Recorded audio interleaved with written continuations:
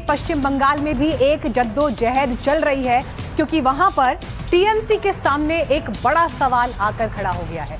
सवाल क्या है कि आखिर पार्टी में ये टूट अब कहां जाकर थमेगी? क्या खेला होबे का नारा देने वाली ममता बनर्जी इस बार अपनी ही पार्टी का खेला रोक पाएंगी? चुनावी मौसम हो या नतीजों के बाद का दौर, बंगाल की सियासत में आया राम गया राम ये खेल नया नहीं है, लेकिन इस बार की बगावत ममता के किले की बुनियाद को हिला रही है। एक तरफ बागी नेता हैं जो दीदी के भतीजे अभिषेक बनर्जी के रवैये पर सवाल उठाकर पार्टी छोड़ रहे हैं, तो दूसरी तरफ ममता के वफादार सिपहसालार इन्हीं बागियों को खुलेआम गद्दार बता रहे हैं। सवाल है कि आखिर टीएमसी बच पाएगी क्या? ममता बनर्जी आज इस बीच सोनिया गांधी से भी मिली है। सवाल यह है कि क्या बगावत की अग्निपथ पर चल रही टीएमसी को बचाने के लिए ममता 10 जनपद पहुंची हैं? आखिर क्या है टीएमसी में बगावत की इनसाइड स्टोरी, अब ये समझिए।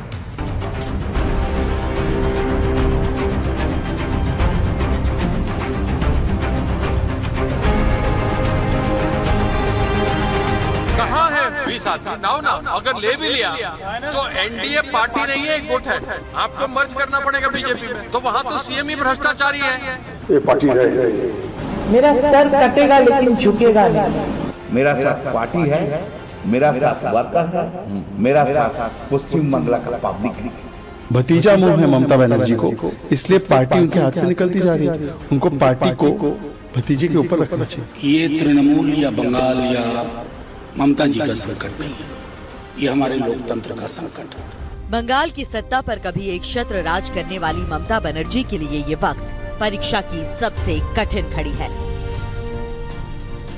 जिस टीएमसी को ममता ने वाम दलों के 34 साल के किले को ढहाकर सत्ता तक पहुंचाया था, वो आज तिल तिल कर टूट रही है।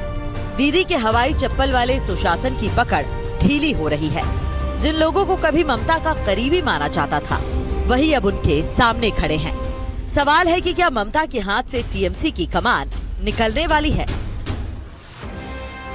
ये सवाल बार बार इसलिए उठ रहा है क्योंकि कभी 80 विधायक और 28 सांसदों वाली पार्टी टूट के ऐसे बवंडर में फंसी कि अब 20 सांसद पार्टी से अलग हो गए और 60 विधायकों के अलग गुट बनाने के बाद 20 विधायक ही ममता के साथ बचे हैं। इसे सत्ता का 2020 मैच ही कहेंगे, जिसके पावर प्ले में ही ममता 2 बार आउट हो चुकी हैं। वैसे तो टीएमसी में टूट की वजह हर कोई बता रहा है, लेकिन पार्टी से इस्तीफा देने वाली सांसद काकोली घोष दावा कर रही हैं कि अब केंद्र और राज्य सरकार के साथ मिलकर काम करना है। We are 20 MPs who have requested Honorable Speaker for separate seating, and we will be working in conjunction of the central and state government for development of West Bengal, and we are against the lawlessness, misgovernance and unemployment in the state of West Bengal over the past few years. Rajya Sabha से इस्तीफा देने वाले सुखेंदु शेखर ने भी party में टूट की वजहों को सामने रखा। उन दावों को हवा दी जिसमें कहा जाता था कि टीएमसी में कुछ लोगों को छोड़कर किसी नेता की नहीं सुनी जाती थी।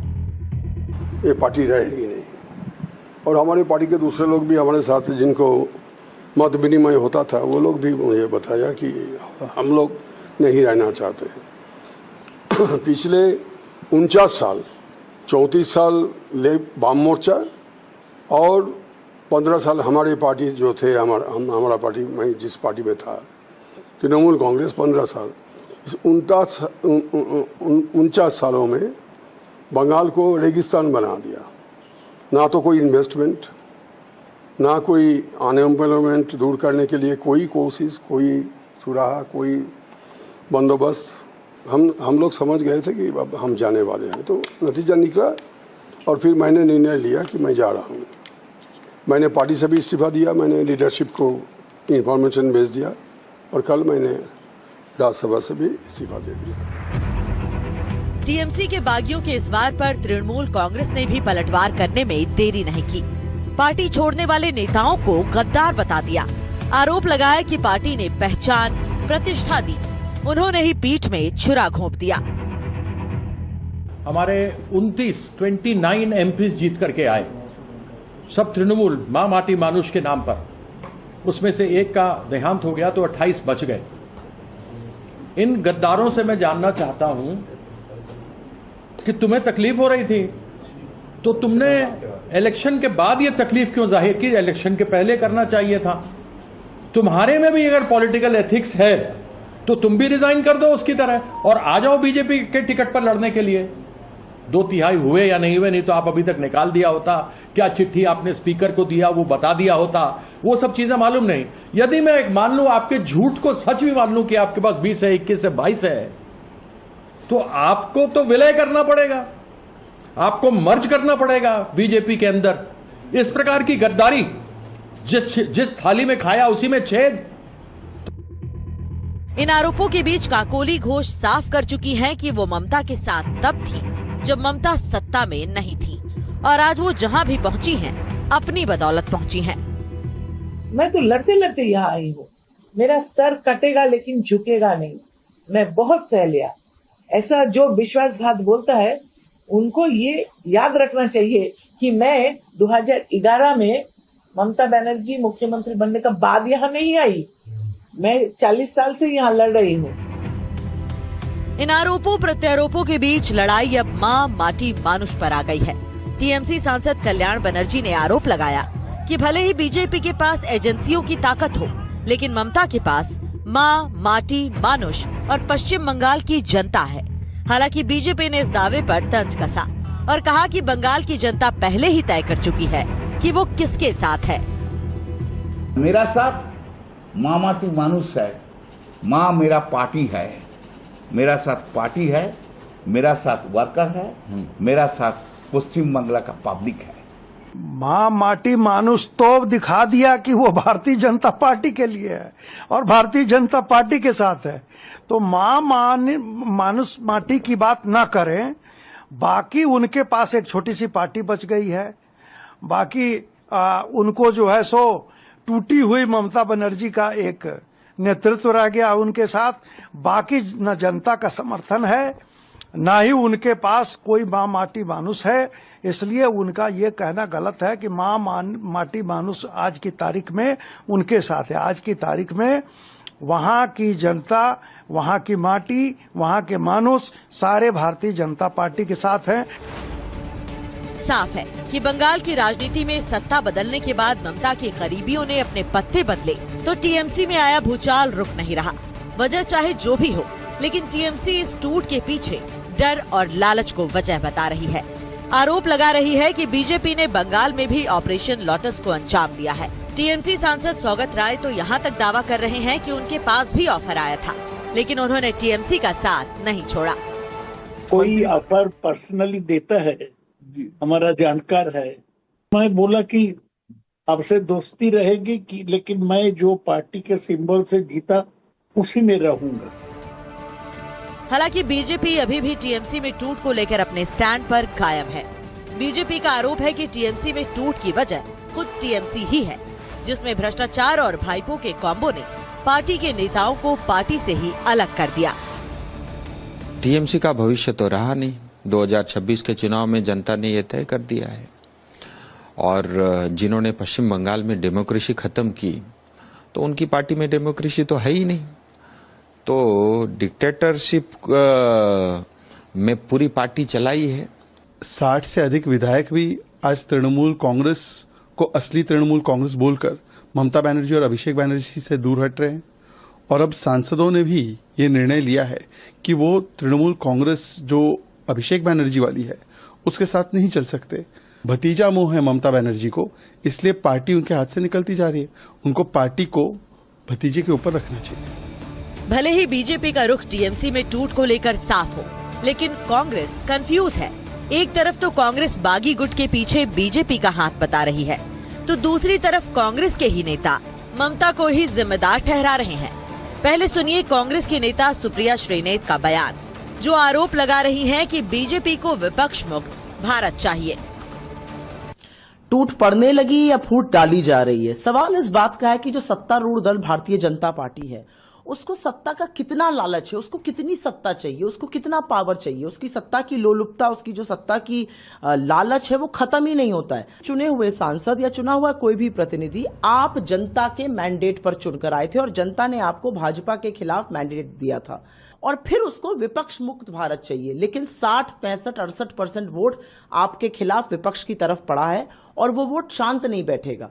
बीजेपी की प्राथमिकता है दूसरे दल को तोड़ो। सुप्रिया श्रीनेत को सुना आपने, लेकिन अब बागी कांग्रेस नेताओं को भी सुन लीजिए, जिनके निशाने पर खुद ममता बनर्जी हैं और दावा किया जा रहा है कि बंगाल में ममता ने जो कांग्रेस और लेफ्ट पार्टियों के साथ किया वो अब खुद उसी राजनीति की शिकार हो गई हैं। ये खुद टीएमसी पार्टी की अपने पार्टी की तर्क किए थे। जब बंगाल में कांग्रेस पार्टी को तोड़ने के लिए सारे संसाधन को ये इस्तेमाल कर रहे थे बंगाल में, हमारे पार्टी की एमएलए से लेकर पंचायत तक जितने हमारे इलेक्टेड नुमाइंदे थे सबको तोड़ो और कांग्रेस को खत्म कर दो, टीएमसी में शामिल कराओ। तो वो पुराना रवैया को इस्तेमाल कर रहे हैं कि उस समय बंगाल की तरक्की के लिए, आज कहते कि देश की तरक्की के लिए, उसके साथ साथ बंगाल को भी जोड़ दिए हैं। मतलब सीखा है वो सारे ममता बनर्जी से, उनकी पार्टी से, वो अभी यह अपनाते हैं, वो इस्तेमाल करते हैं।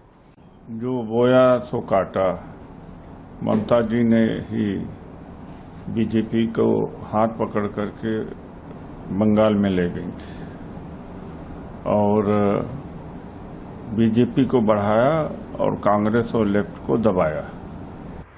सवाल ममता बनर्जी पर उठ रहे हैं, सवाल उनकी साख और उनकी संकट मोचक क्षमता पर भी है।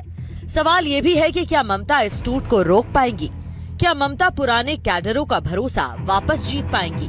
हालांकि इतिहास गवाह है कि ममता बनर्जी ने हमेशा संकट से लड़कर वापसी की है, लेकिन इस बार लड़ाई बाहर से नहीं बल्कि घर के अंदर से है। और यही वजह है कि आरजेडी टीएमसी में मची भागम भाग को केवल बंगाल का नहीं बल्कि पूरे लोकतंत्र के लिए एक संकट बता रही है। में मर्जर का भी रिक्वेस्ट किया है, क्या कहना चाहते? देखिए, मैं प्रथम दिन से आपसे एक बात कह रहा हूँ आपके माध्यम से कि ये तृणमूल या बंगाल या ममता जी का संकट नहीं है, ये हमारे लोकतंत्र का संकट। कोई भरोसा नहीं, कोई सिद्धांत नहीं, one nation, one party, one leader, तहस नहस कर डालो। और मैं समझता हूँ वो मैसेज सब तक पहुँचना चाहिए, आम आवाम तक भी। बंगाल की सियासत का ये मोड़ जितना दिलचस्प दिख रहा है उतना संवेदनशील भी है, क्योंकि ममता बनर्जी के सामने न सिर्फ अपनी पार्टी बचाने की चुनौती है बल्कि उस भरोसे को भी कायम रखने की जंग है जो बंगाल की जनता ने उन पर जताया है। बागियों को गद्दार कहकर टीएमसी भले ही अपना गुस्सा शांत कर ले, लेकिन राजनीति भावनाओं से नहीं बल्कि नंबर गेम और संगठन की मजबूती से चलती है। अब देखना होगा कि ममता बनर्जी की टीएमसी में हो रहा ये खेला कहां जाकर रुकता है। Bureau report, NDTV India. तो टीएमसी ने आज बागियों को गद्दार भी कह दिया, लेकिन सवाल फिर ये उठता है कि राजनीति में विचारधाराओं के दायरे में एक पार्टी से निकलकर दूसरी पार्टी में जाना कौन सी बड़ी बात है, और बागी किस दल में नहीं रहे। तो इस लिहाज से जब गद्दार टीएमसी की तरफ से कहा जा रहा है तो टीएमसी के पास आगे विकल्प क्या है, कैसे थमेगी ये टूट? तो इसी पर अब से कुछ देर पहले मैंने टीएमसी के सीनियर लीडर कीर्ति आजाद से बात की। इस वक्त हमारे साथ टीएमसी से कीर्ति आजाद साहब जुड़ गए हैं। सर, स्वागत है आपका एनडीटीवी इंडिया पर। आज की बहुत बड़ी खबर ये है जब टीएमसी की तरफ से कहा गया कि वो हिस्सा जो पार्टी से टूटकर जा रहा है वो गद्दार है, और इसे लेकर जितने रिएक्शंस राजनीतिक दुनिया में हैं उतने सोशल मीडिया पे हैं। लेकिन बड़ा सवाल ये है कि राजनीति की दुनिया में विचारधारा के आधार पर अब नैतिकता कहाँ स्टैंड करती है? ये कहना कि जो हमसे छूट कर चले गए वो गद्दार हैं, ये कहाँ स्टैंड करता है सर? तो फिर सब ठीक है आपके नजर में, एनडीटीवी के नजर में सब ठीक है। ऐसा हो सकता है, किसी के पीठ में खंजर भोंक दो, अलाउड है, क्योंकि बीजेपी की सरकार है, मोदी है तो मुमकिन है, कुछ भी कर सकते हैं। जो सिंबल पे जीत करके आए, जो एक इलेक्शन हार गए, वो भी हराया गया, हारे नहीं, षड्यंत्र रचा गया, उसके बाद आप भाग गए। आपको सारे सब कुछ अभी नजर आने लग गई, आपको भ्रष्टाचार नजर आने लग गया। जो भ्रष्टाचार के काकुली रात बात कर रही, वो तो खुद 5 लाख रुपया लेते हुए कैमरा पे पकड़ी गई। मेरे ट्विटर पे जाइए, देखिए आपको दिखाता हूं। और जिसके पास जा रहे हैं, जिसको ये लीडर मान रहे हैं बंगाल में, वो तो एनडीटीवी ने रोज बार बार दिखाया था। काकोली घोष का ये कहना कि 40 साल मैं ममता बनर्जी के साथ रही, काकोली घोष ये कह रही है कि 40 साल में ममता बनर्जी के साथ रही, लोकल बॉडी के इलेक्शन से लेकर सांसद तक पहुंची, आपने मुझसे उनको ये कदम क्यों उठाना पड़ा सर? आपने मेरे से उस प्रश्न पूछा, मुझे उस प्रश्न का जवाब देने दीजिए। यदि बीच में टोकना है तो धन्यवाद, मुझे आपके साथ नहीं करना। मैं एक बहुत सीनियर आदमी हूं, 1999 से मेंबर ऑफ पार्लियामेंट हूं। संभवतः आप अभी नहीं आई हैं, इसलिए आपको मालूम नहीं सर, मैं भी इस प्रोफेशन में पिछले 20 साल से हूं सर। किया जाता है। मैं भी इस प्रोफेशन में पिछले 20 साल से हूं और मेरा सवाल सर उन्हीं बातों पर है जो इस वक्त राजनीति की दुनिया में चल रहे हैं। तो मैं जब और बात सवाल पूरी कर रहा हूं, काकोली तो घोष जो पूरी करने 40 साल से ममता बनर्जी के साथ हैं, ये उन्हीं का बयान है जिसको मैंने सवाल के रूप में आपसे पूछा है। आप जवाब दीजिए। पहला प्रश्न पूछा, उसका जवाब नहीं लेंगे पूरा मुझसे, या आधे में ही काट देंगे क्योंकि मैं बात करने लग गया बीजेपी के विरुद्ध? नहीं सर, आप अपनी बात करिए, मैं तो इसीलिए आपसे बात कर रही हूँ। तो मैं ये कह रहा हूं कि ये जो भ्रष्टाचार की बातें कर रहे हैं, आज जिसको लीडर बनाया है इन्होंने, काकोली दास्तीदार को, वो तो 20 लाख रुपए लेते हुए पकड़ी गई थी। और जिसको ये लीडर बंगाल में मानने के लिए तैयार है, उसको तो 5 लाख रुपए लेते हुए उसको भी पकड़ा गया था। और नरेंद्र मोदी ने तो अपने स्पीच में बोला क्या है, माल लाया, शुभेंदु अधिकारी के विरोध के लिए बोला था। वही आगे तो मोरालिटी जो आप पूछ रहे हैं, मोरालिटी तो बीजेपी ने 12 सालों में खत्म कर दी ना।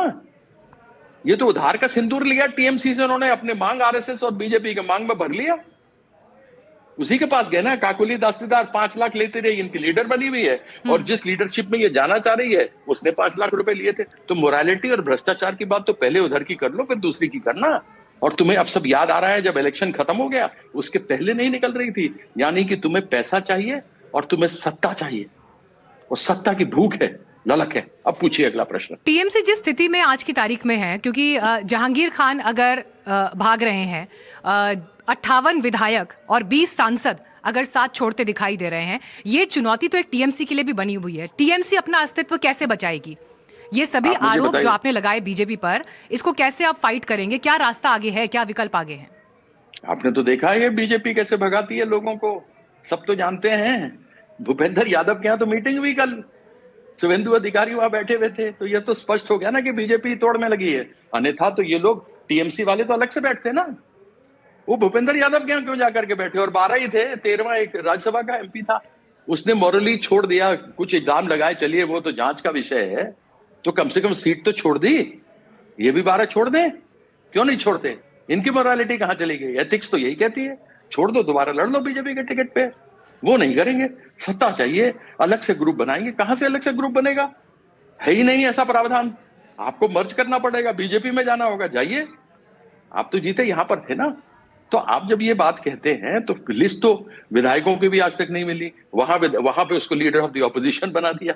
यह इलेक्शन कमीशन में लिखा है, संविधान में लिखा है कि लीडर ऑफ द ऑपोजिशन और विप या लीडर ऑफ द हाउस या सत्ता पक्ष का लीडर हो या हो, उसका पत्र उस पार्टी का प्रेसिडेंट देता है, लेजिस्लेचर पार्टी नहीं देती है। तो कहां से है? ये सारी चीजें हैं, आप समझेंगी। जब गद्दार जैसे शब्द का प्रयोग किया गया और ये कहा गया कि कैसे उनकी जो लॉयल्टी है वो जाकर बीजेपी के साथ जुड़ गई है, भ्रष्टाचार के तमाम आरोपों के मद्देनजर, इन सब के बीच आज कीर्ति आजाद जी, आपका भी जो राजनीतिक सफर है वो बताया गया कि आप भी इससे पहले दूसरे दल में रहे, वहां से निकलकर फिर आप टीएमसी तक में आए।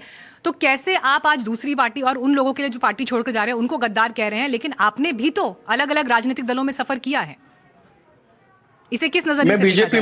मैं बीजेपी में था, मैंने बीजेपी के लिए बहुत काम किया, खून पसीना एक किया। मैं क्रिकेट खेलता था, मैं खिलाड़ी, हृदय से खिलाड़ी हूँ, स्वेच्छा से राजनीति में आया। मैं कुछ दिनों के लिए कांग्रेस में अवश्य गया था, मानता हूं इस बात को, लेकिन मैंने वहां देखा उस जमाने में कि ये तो प्राइवेट लिमिटेड कंपनी है। ऐसे में मैं यहाँ तृणमूल में गया। तो कहने वाले जरूर अवश्य कह लें, लेकिन भाजपा का सत्य ये है कि ये लोग लोगों को इस्तेमाल करते हैं और इस्तेमाल करके छोड़ देते हैं। यदि यह 20 नहीं हो पाए, इनका गुट अलग नहीं बन पाया, तो इनको बीजेपी में ये मर्ज नहीं कर पाएंगे, तो रास्ते में छोड़ देगी। मैं मतलब एक कहावत बड़ा गंदा लगता है कि धोबी का वो होता है ना घर का ना घाट का, वो परिस्थिति बन जाएगी इनकी।